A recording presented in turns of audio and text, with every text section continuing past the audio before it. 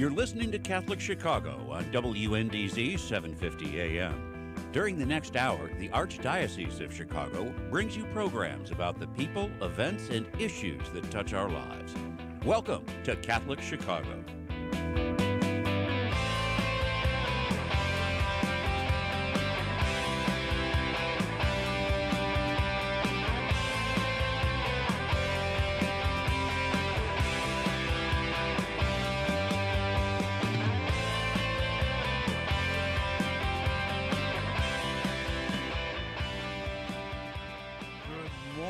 Welcome to Catholic Chicago, Catholic Schools Today on WNDZ 750 AM on this beautiful, beautiful Chicago morning. Mark Teresi, Executive Director of Holy Name, sitting in for Father Greg Sakowicz, who is continuing his good, speedy recovery from that hip surgery. And I'm joined today with the superintendent of our Archdiocesan schools, Dr. Jim Rigg. Welcome. Good morning, Jim. Good morning, Mark. How are you doing? Good. It's a beautiful sunny day. Did you get your 5-mile run in this morning? Of course I did. You and me both. Right. You and me both. Well, good to hear your voice. Let's hear what's going on in our Catholic school.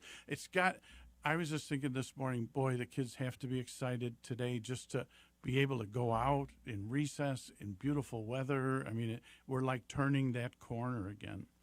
We are indeed. So first of all, I regret I cannot be with you in person. Yeah. We still have the pandemic out there, and it's safer for me to join via phone, which I'm happy to do. Exactly. But hopefully sooner or later I will be in person. It actually has been a year now since the last time I was in person for the show. It was a year ago last March, our last Catholic Schools Today radio show with Father Greg and I in studio. And then it was shortly after, on Friday the 13th of March, 2020, that we announced that we were moving to virtual learning in our Catholic school system. So it's been about a year now, and I continue to be so just impressed and heartened by the incredible work of our teachers and principals and school employees working with our students and families. In spite of all of the challenges and complexity of the pandemic, our schools really have done an incredible job at making sure that we could support in-person learning this whole school year and keep students and employees safe. They haven't seemed to miss a beat. No, and as we talked about last month, we've had some very affirming standardized assessment scores that show that our students are not sliding at all academically. They're continuing to learn, even as some, especially public school systems, have struggled to get kids back in and kids are slipping behind. That is certainly not the case for our Catholic schools. That's great. Well, what's exciting coming up? Well, as you mentioned, the sun is shining, and we're at a place now where we can get kids back outside for things like recess. We're in the process of releasing, believe it or not, some guidelines for our schools on summer activities. Oh, great. So, for those schools that have, whether it's summer school or various camps or, sporting things in the summertime, that varies a bit by school, and schools may or may not want to proceed with everything this year. But we are putting out some guidelines that will allow schools to do that safely if they wish. So that'll be coming out in the next few days for our principals. And, of course, we're now in the season of Lent, and there's a lot happening in our Catholic schools to recognize this important liturgical season. So, ranging from special service projects to prayers to other events in our Catholic schools. Now, I remember when my wife taught for many years in Catholic schools, St. Martha's in Morton Grove, St. Josephat in the city. And I remember part of Lent was like going over to church for the stations or morning mass. Can our kids do that, or is everything pretty much virtual for them in terms of the religious stuff? Yeah, so just like everything else, we've put out some guidelines on this. So kind of what is allowable for Catholic schools in terms of special Lenten observances. And so, certain things like Stations of the Cross are allowable within certain parameters. Mm-hmm. So in talking to our principals and teachers, some schools are doing virtual Stations of the Cross. Others are doing them with very small groups. So, it kind of varies, but we do have specific guidance that helps them through that. And likewise for things like, reconciliation services and other things. Now, I'm going to switch gears a little bit, but so especially with the nice weather coming up in that, what about sports programs? What are they going to be looking like for the spring? Guidelines, I'm sure. Yeah, so some schools have been allowed to proceed with some level of spring athletics. It's very different than a normal year, obviously. Up until now, we haven't really supported sports at our schools, but some schools, if they feel like they're ready, are proceeding with athletics, with limited athletics programs. Again, there's an array of health and safety requirements that emerge out of state guidance, as well as the Illinois Elementary Athletic Association. But we do have some schools that are supporting things like baseball or softball or track and field, cross country, and other sports this spring. Again, doesn't look like a normal year. You know, kids are wearing masks, and there's distancing and a lot of other requirements that are involved in that. But we do have some schools where that sort of thing is happening, especially at the high school level. So the high schools really jumped back in a few weeks ago with basketball and some other indoor sports. And so far, it seems to have gone fairly well. Now, you mentioned high school, but if Greg were sitting here, he'd do a shout-out to Loyola University on that tremendous win yesterday. They're going to the NCAA. Oh, yeah. That's tremendous. Now, Yes. I would bet our listeners would. Do all the Catholic schools have the same spring or Easter break? How does that work? No, so each school sets its own local calendar within parameters that we set in my office. So each school is at liberty to set their spring break when they want to set their spring break. So most of our schools, easily half of them, will take the week after Easter. Okay. We do have a set that will take Holy Week, and then especially up in the Lake County, Northern Cook area, it's common to take the third or fourth week of March. Some of our, especially Lake County schools, receive busing services from local public school districts, and so they have to align with the public school district calendars. But yes, so spring break is around the corner for some of our schools, especially in Lake County. We're just a couple weeks away, and then we're about a month away from most of our schools taking their spring breaks. And how does that COVID regulation work in terms of if people travel during that break? Right. So we are following the guidance of the Chicago Department of Public Health. We know not all of our schools are in Chicago, but we have to look at all of the local health districts and kind of make decisions as to what's best to follow. And so we decided several months ago to use the Chicago Department of Public Health, which has a very active, frequently updated travel advisory map. And it's been nice to see that in recent days and weeks, some of those travel restrictions have loosened a bit. Mm-hmm. Now, officially, the health departments tell us still not to travel. We're still in the midst of a global pandemic. There are new variants of COVID out there, and it's probably best to just have a safe spring break at home, which is what I'll be doing with my family. Yeah. But for those that feel compelled to travel, the CDPH has classified all states into two categories, yellow and orange. You can travel to yellow states if without any restrictions, and you can travel to orange states, but you have to quarantine when you come back. Now, there's a notable exception, and that is vaccinations. Yes. And right now, we're in the midst of rolling out our system-wide vaccination plan for all school employees. So at this point, about half of our school employees, teachers, and other staff members have received their first dose of vaccine, and the rest should be getting it by the end of the month. So that's really exciting. That's great. And I know the Cardinal yesterday at the ABC Mass had said, encourage people, please, whatever vaccine is available, please take that vaccine. It's the right decision. I know that the Cardinal as well as the Pope have put out some writings affirming that there should not be a moral issue with receiving any of the available vaccines. Exactly. So we're just reiterating that important message from the Cardinal and the Pope. So please get that vaccine. We're going to take a little break. WNDZ 750 AM, Catholic Chicago, Catholic Schools Today on WNDZ with Dr. Jim Rigg. When we come back, we have two wonderful segments talking about some wonderful Lenten programs that are happening in our schools. Please stay tuned.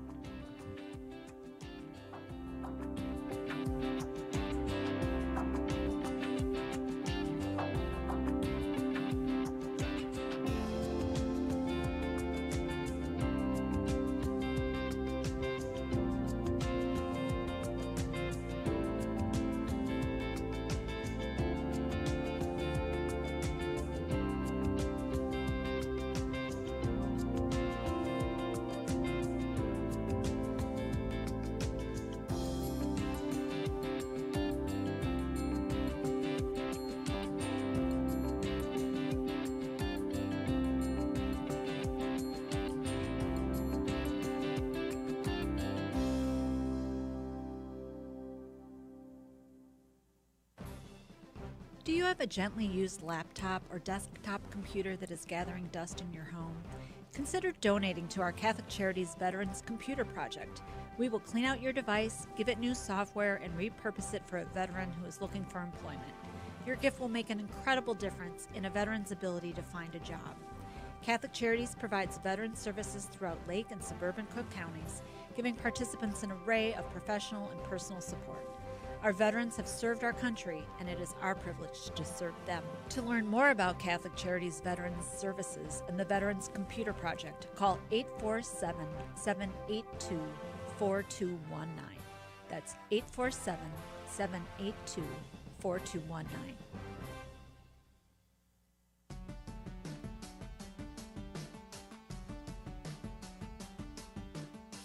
Hello, I'm Cardinal Blaise Supich. I got my COVID-19 vaccination, and you should too. It took just a few seconds and was painless. The Food and Drug Administration determined the new vaccines are safe and effective, and the Holy See, as well as the United States Conference of Catholic Bishops, has concluded getting the COVID-19 vaccine is an act of love of our neighbor and part of our moral responsibility for the common good. We have lived with the pandemic for many months, and I know we're all getting tired of it. Vaccination is one of the most important ways you can protect your health and the lives of those you love and help bring the pandemic under control. When it is your turn, I urge you to be vaccinated. And remember to do your part by wearing a mask, washing your hands, and watching your distance. Thank you, and God bless you all.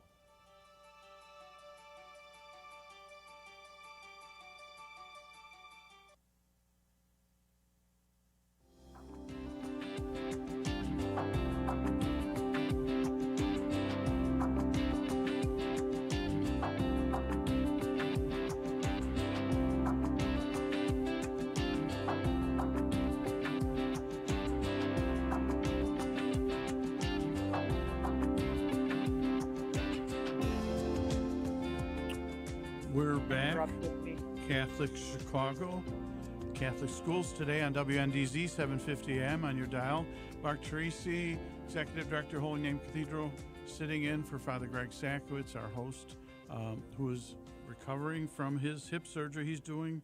Well, he reminded me on the drive over, I dropped him at the hospital for his treatment, that this Sunday is a year, the anniversary of a year of how us dealing with the COVID issue, which we're dealing with, I think, extremely well. Dr. Jim Rigg has updated us on our schools and the progress we've made throughout this year. And in this segment, we're going to be discussing wonderful programs that St. Ferdinand School is incorporated into their Lenten programs, ways of our young people to affiliate and understand the poor in our world. So in solidarity with hungry children around the world, St. Ferdinand School students had a rice bowl lunch last week.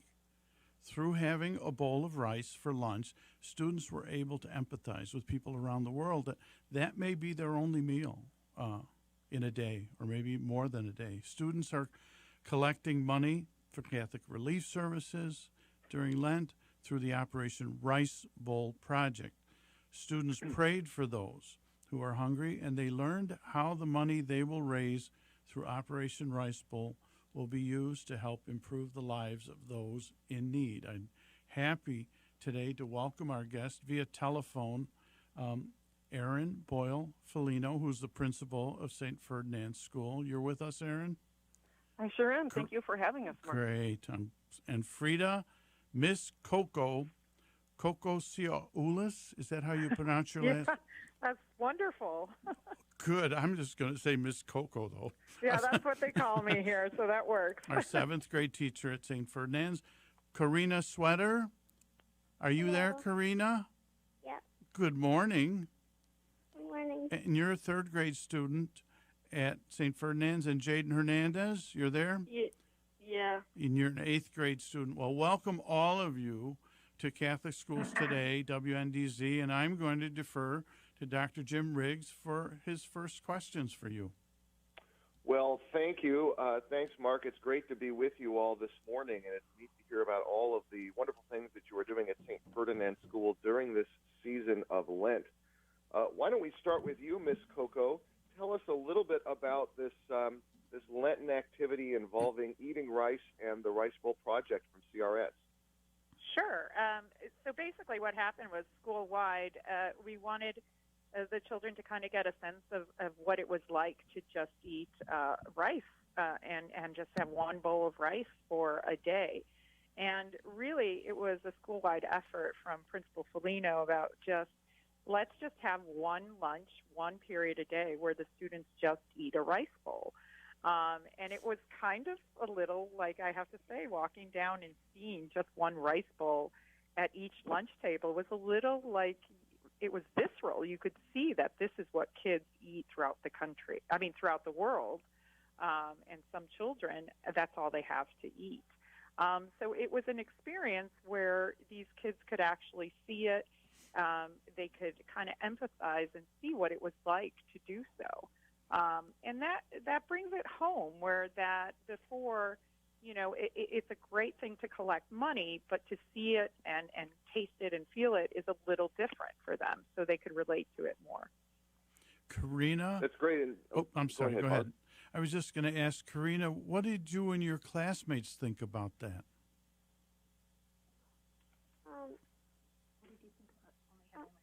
I felt a little bad that some kids only get a bowl of rice for breakfast, lunch, and dinner.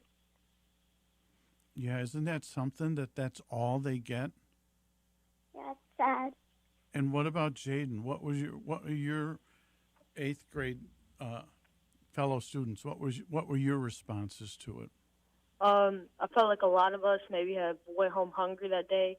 We actually got to feel a sense of empathy for the kids around the world who are starving. That's all they get for a day. That's an interesting comment, that you went home hungry that day. Wow. Now, go ahead. We talk a lot, I know in our Catholic schools about the principle of solidarity. Mm-hmm. So, most people in our Catholic schools have regular access to food. And, we are standing in solidarity when we just eat a little bit of rice and go home hungry. It gives us a little bit of an understanding of what people around the world go through. Erin, Folino, is this something new this year that you've done, or have you done this in prior years? Yes, it was something new that we did, and it actually stemmed from, like right now, all Catholic schools, parents, teachers, and students are taking the University of Chicago's 5 Essentials survey, and that is looking for different characteristics about the school. And last year, when our students took that, it turned out that our lowest, scoring area was that students couldn't see how their faith and practice related to the real world.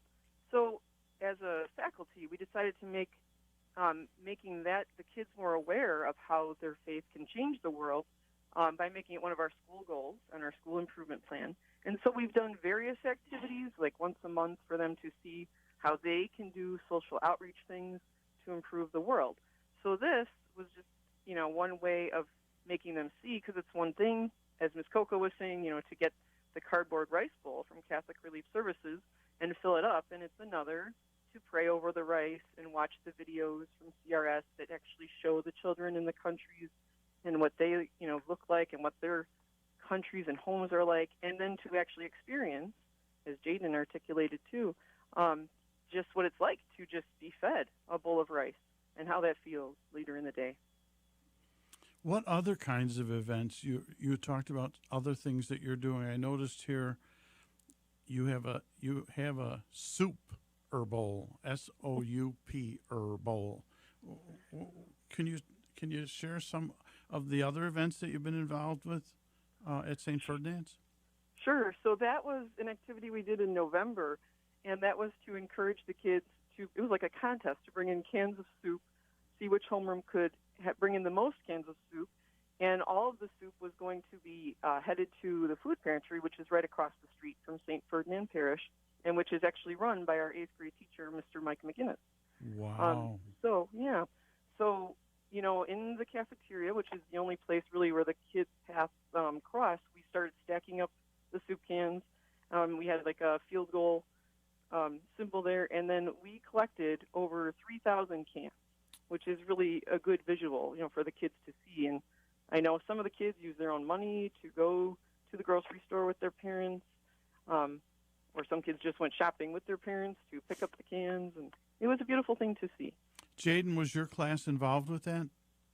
Yeah, we actually won the can contest, You and did? we actually got to take the cans over to the food pantry right across the street, and I feel like getting all those cans, we're able to help the community around St. Ferdinand. How wonderful! How wonderful!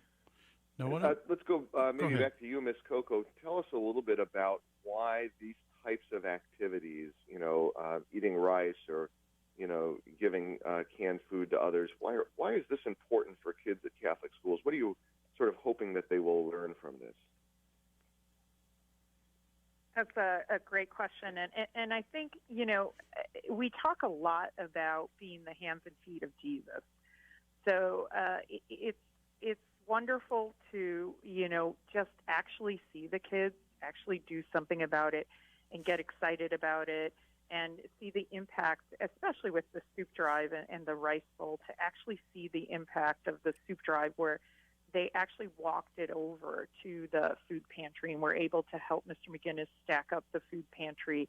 And we even got, with my 7th grade class, to see people, lining up and being recipients of the charity. And it really, for me and our class and our school, it's about being the hands and feet of Jesus. It really is. So it's wonderful that the kids get so involved and the grades get so involved, and they bring that home and talk about it at home with their families. And, in my class, I had a 7th grade boy who went home and talked about it with his brother, and his brother worked for Menards, of all places, and he brought in so many from his workplace to donate to the food pantry. So it really feels like a community here. It feels like a community effort, and helping our community was wonderful, and also helping globally with the rice bowls is really about being the hands and feet of Jesus. Wonderful, wonderful. We're going to take a little break at WNDZ 750 AM, Catholic Schools Today on WNDZ. We're going to talk some more with our friends from St. Ferdinand School when we come back. I think when I come back, Karina, I have a special question for you, okay? We'll be back in a few minutes. Please stay tuned.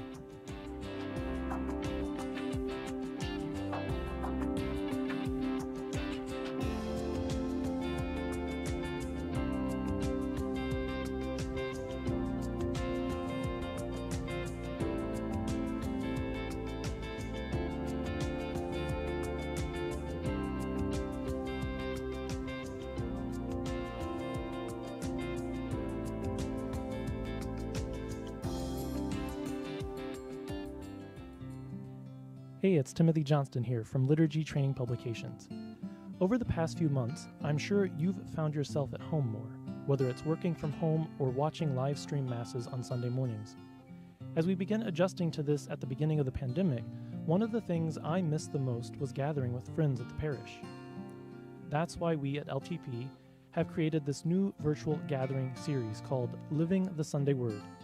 We meet virtually on Thursday evenings each week and reflect on the upcoming Sunday readings. And with that, we share stories to help us more fully reflect on the Word of God. I'm inviting each of you to join us, a group of friends meeting virtually from all parts of the country. So visit ltp.org for more information and to register. You won't want to miss this. There is so much waiting for you at Catholic Charities Senior Services. We offer programs and services to help make the most of every day. Friendships and fun are guaranteed at our drop-in senior centers. Our adult daycare centers offer enjoyment and greater supervision to seniors who need it, while their caregivers get a break. Holy Family Villa provides a beautiful, safe environment for seniors looking for short or long-term residential facility. And we offer assistance with senior benefits, care coordination, congregate and home-delivered meals, hospital transition, and much more. For more than 100 years, we have accompanied seniors through every transition in their lives, and we are here for you now. Catholic Charities is a name and an agency you can trust. Call Senior Services today at 312-655-7700. That's 312-655-7700.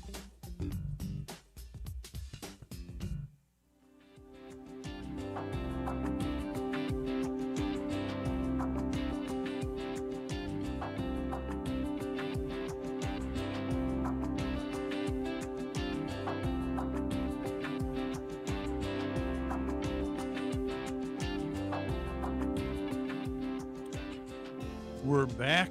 Catholic Schools today on WNDZ 750 AM with Dr. Jim Riggs, Superintendent of our Archdiocese Catholic Schools, and our friends from St. Ferdinand, Erin Boyle, Folino, who's the principal, Miss Koko, who's our 7th grade teacher, Karina Sweder, and Jayden Hernandez.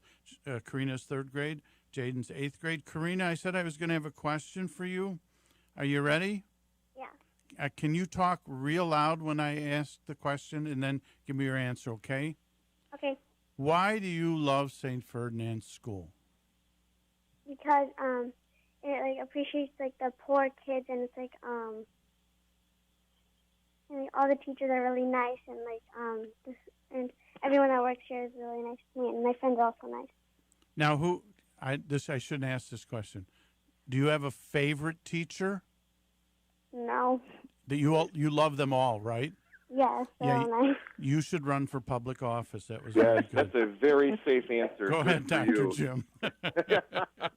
You're a smart person, Karina. Why don't we kind of broaden our discussion a little bit here? Let's go to Jayden first, and then I'd love to hear from Erin Folino. But Jayden, you're an 8th grader, and I know this has been a very unusual year at St. Ferdinand with the COVID pandemic. You and your fellow students and teachers have had to wear masks. You've had to do distancing. Everything at the school has been a little different this year. How's everything going this year, Jayden? And then maybe Erin, we'd love to hear from you on this as the principal. But let's start with the student perspective. Jayden, tell us how things have gone at St. Ferdinand this year during the pandemic. Learning has been a bit hard. You can't get a one-on-one time up close with the teacher, so that's really hard. But everything else has been going really, really good. I feel like being back in the classroom, we're getting to learn better, because online school is just very bad. I don't think any of us can't learn one-on-one in person with the teacher. I feel like we learn better, more kids learn better. But if you're on the computer, I don't feel like you're getting the same education that you are in the classroom. It's great to hear. Thank you, Jayden. How about you, Erin? As the principal, how have things gone this year at St. Ferdinand? Yeah, when I look back to Dr. Rigg, I think about how nervous we all were as a community, teachers, students, parents. How was this going to work? Were we doing the right precautions? And it was a lot of setup and a lot of training, that the Arch provided. And basically, though, we've been incredibly successful, and I think that's because of a really good partnership between the parents and the staff here at school. We do synchronous, our fantastic, remarkable teachers do synchronous in-person learning and distance learning via Zoom practically the whole day. And in many ways, that's helped us because each homeroom has a few distance learners, but we've also left it so that if any child is feeling under the weather, they stay home and they distance learn. And that has really helped us. We've hardly had any cases of COVID because if some of those kids do develop COVID, they've already been out of the classroom. So that has been really a godsend to us to have these teachers working as amazingly as they are, providing both. But I have to say that most days, even though this is a lot of extra work, whether it's the cleaning or the teaching, making sure the protocol is in place all the time, our days are very joyous. I say that again and again. Like the smiles on the kids, which you can't see through their masks, but you can see it on their eyes, and their, hello, Mrs. Folino, in the hall. They are happy to be there. And they are learning. As you mentioned, our test scores on the iReady test significantly improved over the year, and it just really makes it all worthwhile. Ms. Koko, now as a teacher, you've had major adjustments this year. What have been the challenges and what have been the blessings this year? I have to say the blessing is, for me especially, is being in the classroom and seeing and interacting with the kids. that has been the blessing for me. And there have been challenges, and Principal Folino really talks about that, and especially the support that we've had from Principal Folino and the Arch and trying to get everything set up.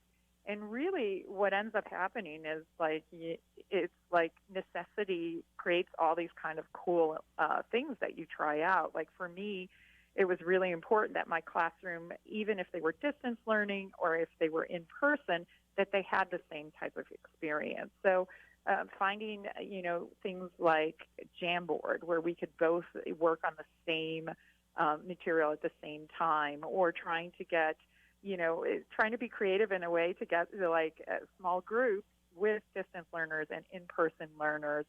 So trying to find different ways for me has been very challenging, but it's been rewarding because it's important to me that we give the distance learners the same experience that the in-person learners have. And some students really respond to that. And like Jayden was saying, some students really need the in-person instruction. So it's been challenging this year, but I love what Principal Folino said. Joy is a great word for how I feel about this year, because it's great to be back in the classroom. It's great to be a part of these kids' lives, and it's a blessing to be, called their teacher. So I'm blessed in that. Is there anything else? Now, so if I'm a parent and I'm thinking about St. Ferdinand's, I have young children, and I just moved into the neighborhood there, say at Austin and Belmont. Tell us why. Why St. Ferdinand's? Well, all right, I'll start with that. Maybe Erin Folino. Yeah, I'll start with that. So this is my second year here, and I have really loved teaching here since almost the day I walked in. I mean, as alluded to before by Miss Koko, it really is a sense of community. I think a lot of Catholic schools provide that as well. But at St. Ferdinand, we are just small enough that the teachers truly get to know the kids. If you have a preschooler, we have Marta Ostrowska in our preschool program. She's like a legend, like a heart of our school. All the preschool families love her.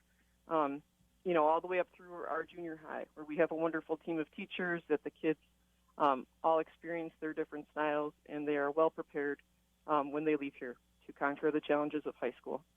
So, yeah, it's a great welcoming staff and professional, and the kids are good. We have subs come in our building all the time, and they all say, I want to come back. I really like working with the kids here, and that's probably the biggest compliment we can get. I've had the great privilege of visiting St. Ferdinand on several occasions, and I've always been very impressed by the community, the welcoming atmosphere, the quality of education.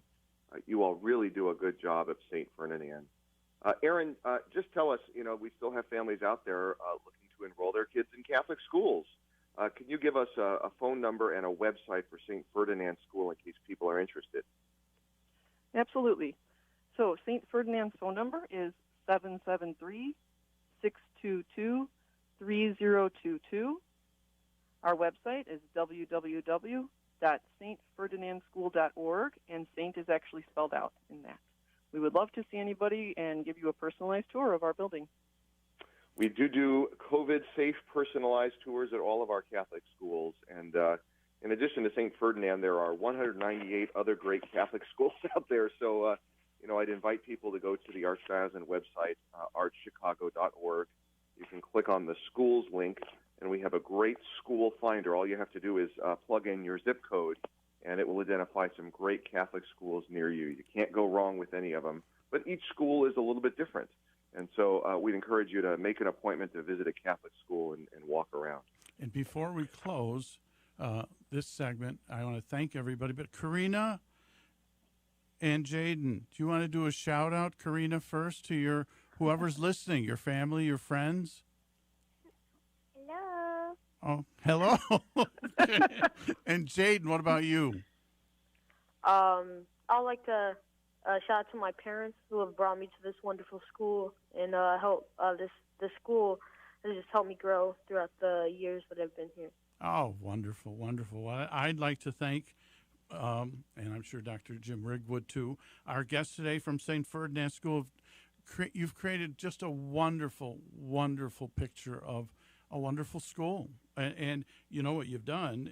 You've taken Pope Francis's idea of accompaniment, and the school is accompanying people in their lives, the poor, your students, the poor, the teachers, everybody. So I want to thank in a special way Erin Boyle Folino, our principal, Miss Koko, our 7th grade teacher, Karina Sweder, 3rd grade student, Jayden Hernandez, our 8th grade student.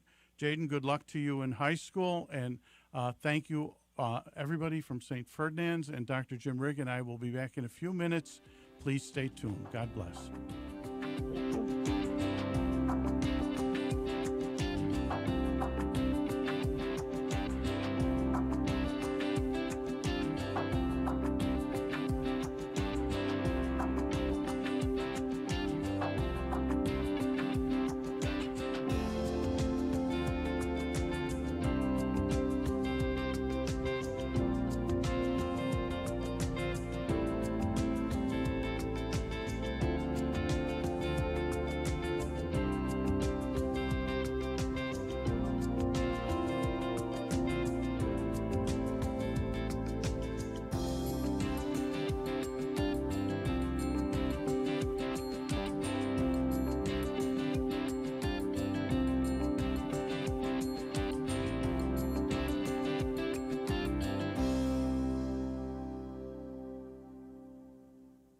Catholic Charities After Supper Visions program offers guests of our Tuesday night supper the opportunity to learn the art of photography.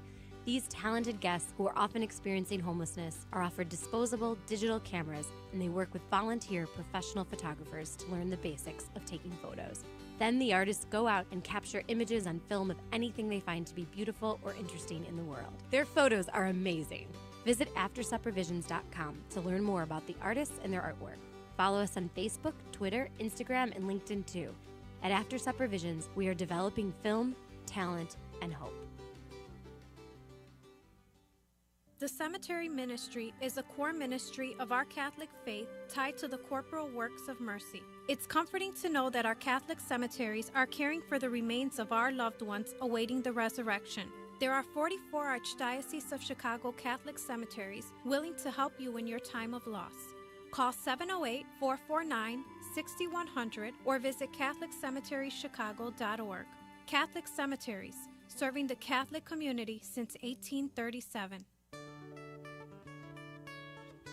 Throughout our nation and our world, people of all faiths have recently been joining fervently in all kinds of prayer.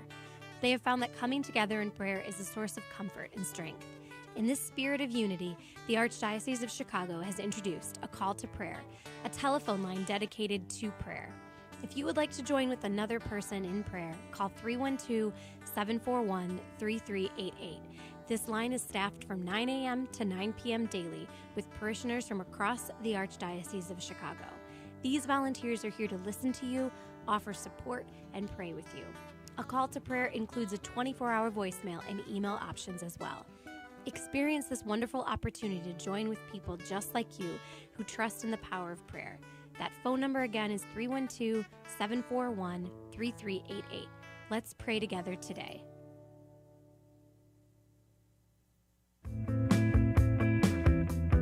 You're listening to Catholic Chicago on WNDZ 750 AM. Every Monday through Friday from 8 a.m. to 9 a.m., the Archdiocese of Chicago presents programming about the people, events, and issues that touch our lives. Thanks for letting us be part of your morning. Now again, Catholic Chicago.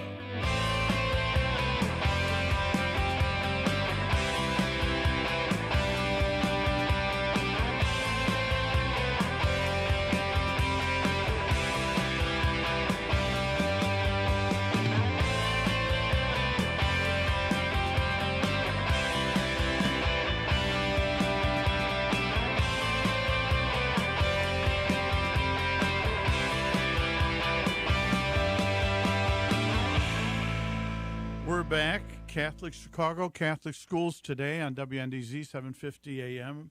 Dr. Jim Rigg, superintendent of our schools here in the Archdiocese of Chicago, joining us now in this segment are the 4th grade students from the Academy of St. Benedict the African, and they researched and learned about historic African American people in honor of Black History Month.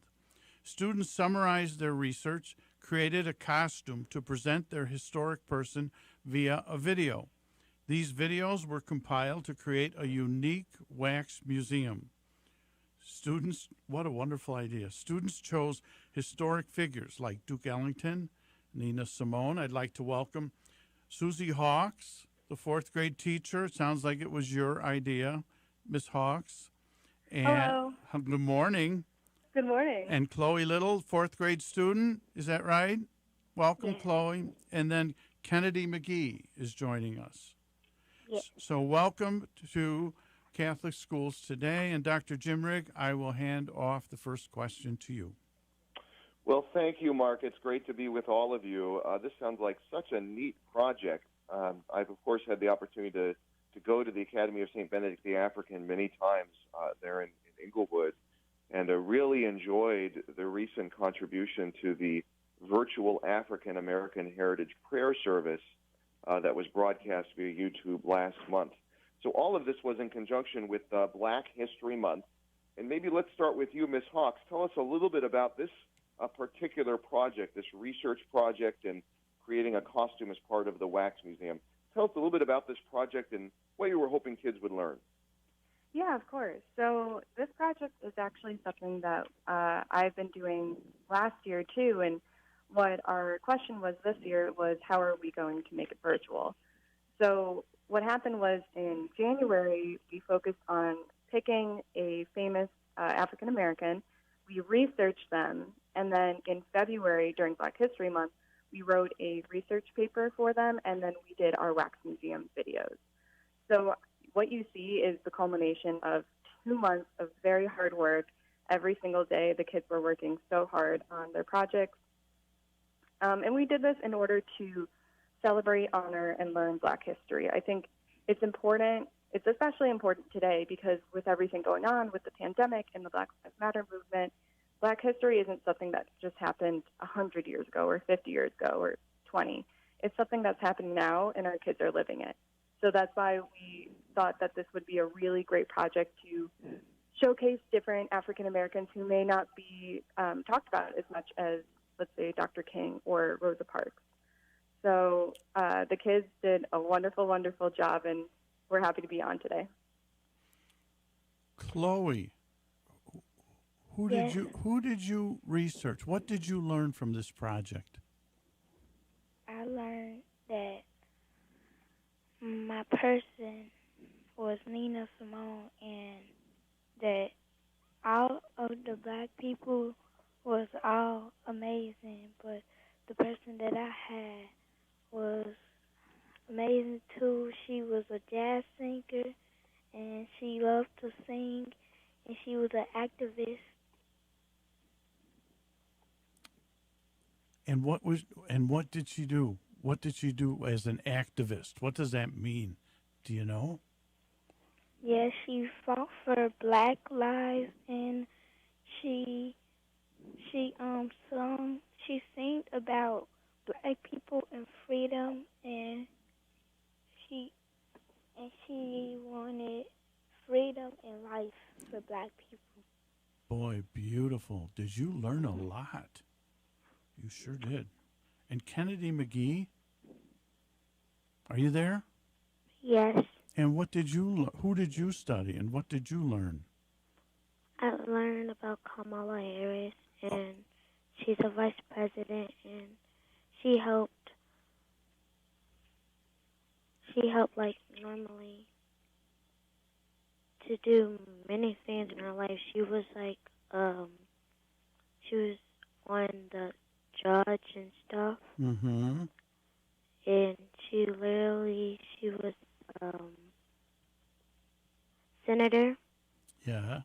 She transferred many jobs to become a vice president, like right now. Wow. You learned a lot too. Boy, what a great project. What do you tell us about your teacher? My teacher, she helped me. I had to learn many things. She did. And what about Chloe? Tell us about your teacher. Ms. Hawks helped me a lot with the project. Good. It sounds wonderful. Dr. Rigg? That's great. I'm so enjoying hearing Chloe and Kennedy about the people that you studied for your African American research project. Of course, we know that you didn't just research them, you also had a chance to dress up in a costume and create a living wax museum. And maybe back to you, Ms. Hawks, tell us a little bit about, what is a living wax museum? What does that look like? How does it work? Mm-hmm. So a living wax museum is actually an idea I got from another teacher, Ms. Karemba. She's in another school, excuse me. But it's basically when kids research and they act as if they are their person. So they dress up like their person. They act. They say the same things as them. So I encourage quotes or mannerisms. I had one boy last year who did Malcolm X, and he had his hand on his forehead the entire time because he saw a picture of Malcolm X doing that. So last year we did it in our school cafeteria, and it was a really great opportunity because people got to come by and see all the kids acting out their person. They got to recite their speech. They became more confident. And then this year, with the virtual aspect, I think it turned out to be a really great thing because now we can share it with everyone. Now everyone can see the fantastic speeches and the videos that our kids made. So I think that a living wax museum is basically just being inspired by the person that they researched and just kind of doing I can't think of the word.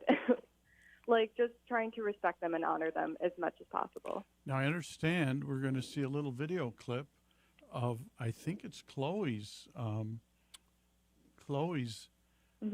special project. So if you're watching on YouTube, you'll see it, and you'll listen to it here on the radio. So let's hear it.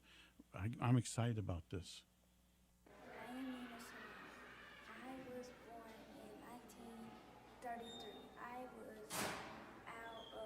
I was one out of 8 children. My mother was Mary Kay Wayman, and my father was John Wayman. I started playing the piano when I was 3. Then sometimes I was on stages performing, and white people came, and my parents had to sit in the back. Then I was a teenager. Then I got married with Donald Ross in 1950 to 1960. Then I married Andy Stewart in 1961 to 1971. I had a kid with Andy Stewart in September 12, 1962. Then one day I went to a vacation and died to breast cancer. Mm-hmm. That is the life of me, Nina Simone. All right. Beautiful, beautiful. We're going to take a little break. That Chloe, congratulations. That was great. Great job. WNDZ Catholic Schools today on WNDZ with our superintendent, Jim Riggs, and also with Miss Hawks, Susie Hawks, Chloe Little, Kennedy McGee. We'll be back in a few minutes to speak a little bit more about some of the wonderful things going on at the Academy of St. Benedict the African. Please stay tuned.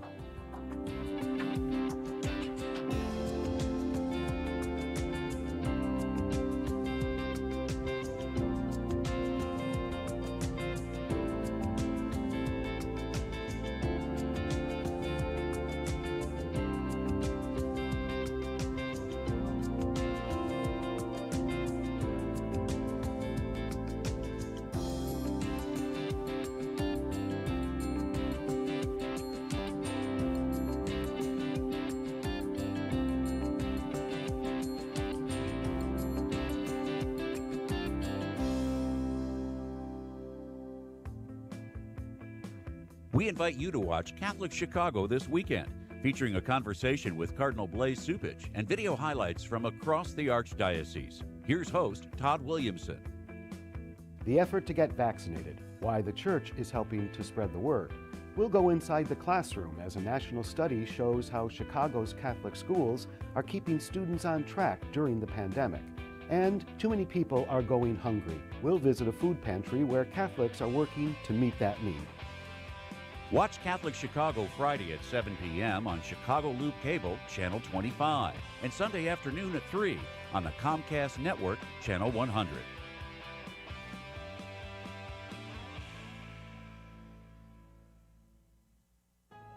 Catholic Charities staff members work every day to end poverty and homelessness. We do this on a one-to-one basis with anyone who asks for help. We also work with organizations who study these issues across our city, state, and nation. The Wilson Sheehan Lab for Economic Opportunities, or LEO, at the University of Notre Dame is one of these research centers. Through our partnership with LEO, Catholic Charities has gained valuable insights into scientific evaluation methods that determine the most effective interventions to help people avoid poverty and homelessness. Along with our experience and compassion, trusted research is helping Catholic Charities offer hope and so much more to anyone in need. For more information, visit CatholicCharities.net.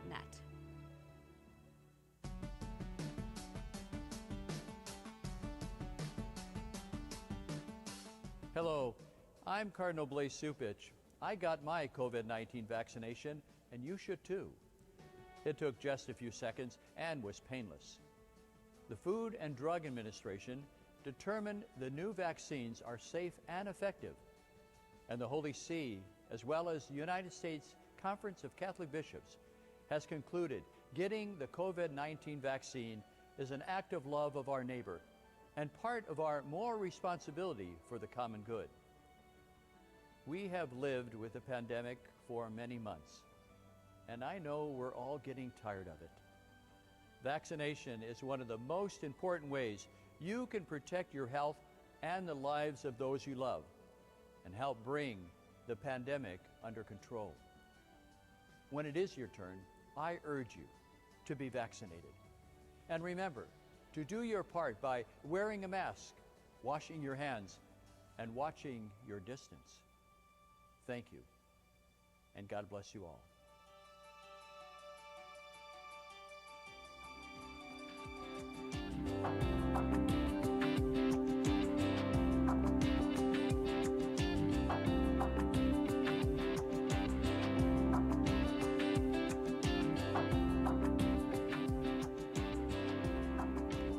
We're back, Catholic Schools Today on WNDZ 750 AM, Catholic Chicago. We're with our superintendent, Dr. Jim Riggs, and with our special guests from St. Benedict the Academy of St. Benedict the African, Ms. Hawks, and our Kennedy McGee and Chloe Little. We don't have a lot of time. I want to make sure people understand how wonderful the Academy of St. Benedict the African is. Ms. Hawks, can you tell folks who are listening, possibly considering sending their children to St. Benedict's, why St. Benedict's? Yeah, of course. I think, I've worked in other schools before, but St. Benedict the African has a special kind of energy. I think you can really tell, even just walking through the building, that every single staff member is dedicated to giving the kids a great education, but also making sure that the kids feel loved and feel cared for, and making sure, that they are growing and they're learning every day. So I think when you go in, you can see a happy school, a happy environment. I've been working here for 2 years, and I absolutely love it here. I've been working in the fourth grade for 2 years, too. And I think, especially this year, with all the hardships that we have and the circumstances that we have, I still feel incredibly blessed to be here. I feel incredibly grateful to have the class that I have. I can't express enough how amazing my fourth graders are. And so I'm glad that they are able to talk on the radio today and get to kind of showcase all their hard work. You can hear it in your voice. Now, how do people connect to St. Benedict's? If they're interested, how do they connect? Telephone, maybe website? Yeah, so we have a website. It's academystbenedict.org. Our principal is Ms. Murphy, and our vice principal is Ms. Fran. And I think they would be happy to come into contact with anyone who wants to learn more about our school or even take a tour. Right now, I think we are giving tours. I'm sorry. Side note. Well, as we end, I'm going to hand this over to Dr. Jim Riggs for a last question. Sure. Well, I love hearing about St. Benedict the African. It's really one of my favorite schools in the Archdiocese. And maybe just one more question of Chloe and Kennedy, our fourth grade students. If you could pick one thing about your school that is your favorite thing, what would it be? And it cannot be lunch or recess. So, Chloe, why don't you go first, and then Kennedy, what is your favorite thing about the Academy of St. Benedict the African?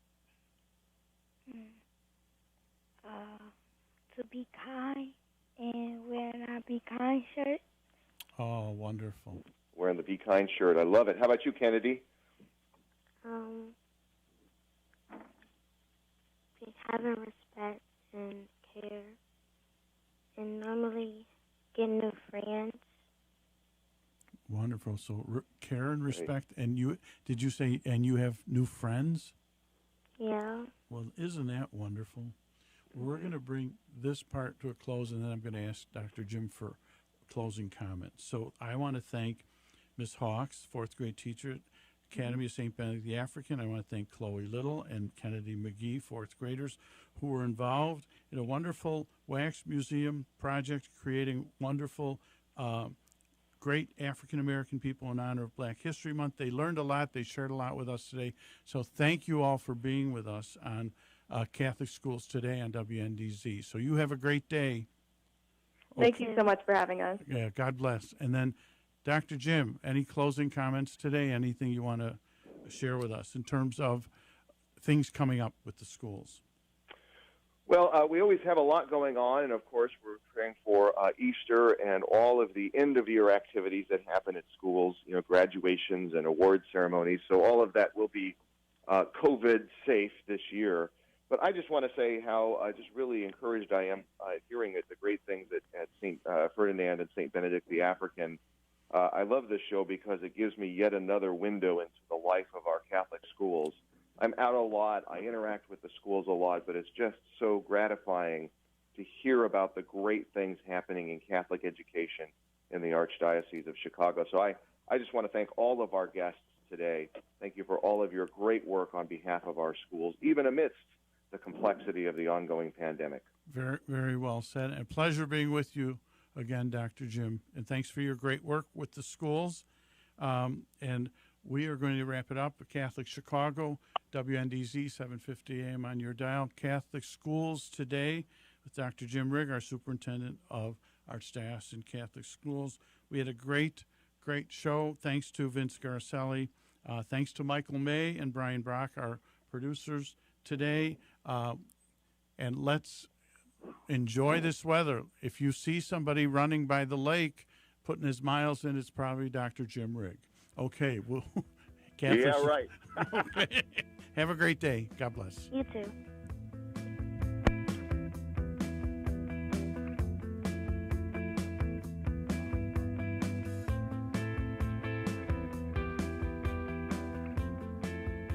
Join us every Monday through Friday at this time for Catholic Chicago. You can stream our programs live or listen to past programs by visiting our website, archchicago.org, and clicking on Radio TV. And please connect with Catholic Chicago on social media.